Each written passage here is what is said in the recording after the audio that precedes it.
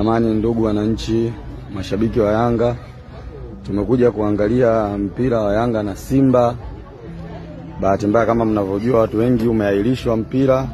Sasa wakati tupo kwenye magari tunajiandaa kuondoka, kuna shabiki mmoja wa Yanga ametokea Mbeya Tunduma.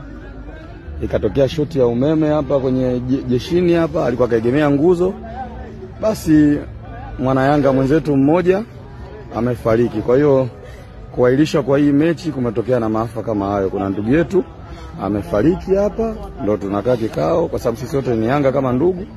Tunajua tufanye nini. Asanteni sana. Dabi ya Kariakoo ambayo ilipaswa kuchezwa tarehe 8 mwezi wa 3 mwaka huu 2025 ambayo iliahirishwa na bodi ya ligi. Wapo mashabiki waliosafiri maeneo mbalimbali nchini Tanzania kwenda Benjamin Mkapa kushuhudia mchezo huo. Alikadhalika wapo waliotoka nje ya nchi kwenda Benjamin Mkapa kushuhudia mchezo huo ambao umeahirishwa na bodi ya ligi. Wapo mashabiki mbalimbali waliosikitishwa mara baada ya mchezo huo kuahirishwa, na sababu Simba walisema kwamba walifika siku moja kabla ya mchezo kufanya mazoezi ya mwisho, lakini walizuiwa na makomando wa Yanga. Lakini Yanga walitoa taarifa wakisema kwamba kama wao watakwenda kucheza mchezo wa tarehe 8 na hawatacheza mchezo mwingine, bodi ya ligi ikaja ikaahirisha mchezo huo. Lakini kuna taarifa nyingine ya shabiki wa Yanga kufariki